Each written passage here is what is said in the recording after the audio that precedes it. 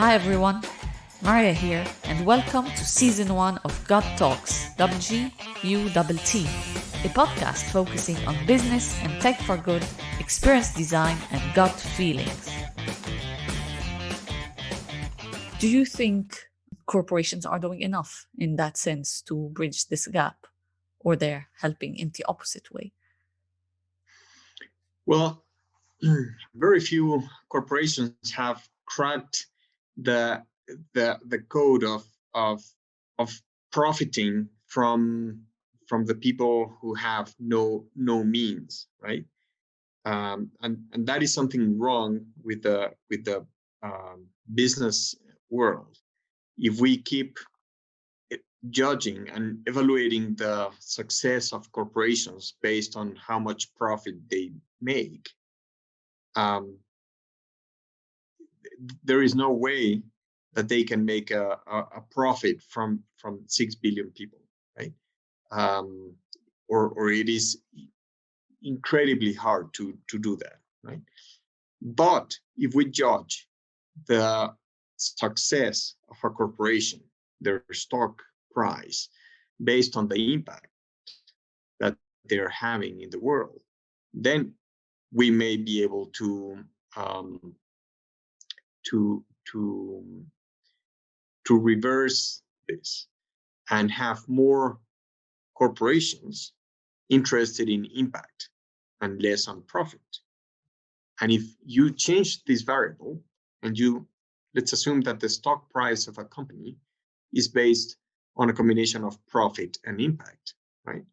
Then you will have tons of companies trying to figure out how to create a positive impact in the world, right?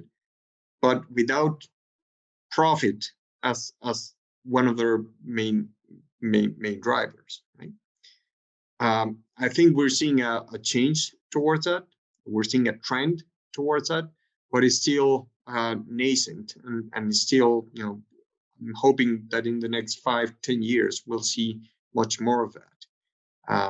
Let's assume that a telecom operator, right,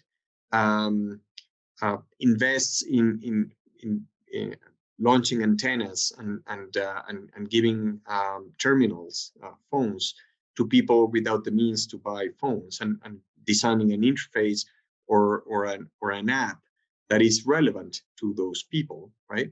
Without asking for a credit card, right? Or without asking for money for them to use it, right? Then they will be able to measure the impact that technology or the product and service is delivering to people. And maybe they improve their way of life, or they make crops more efficient, or they help people, reduce crime. I don't know. I mean, there are many ways to measure impact without asking for dollars in return.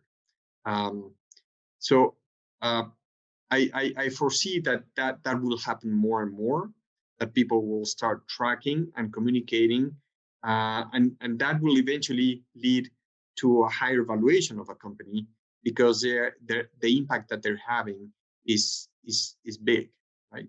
And it's not only measured in terms of how much money they deliver, or how much money they deliver to their shareholders, but on impact.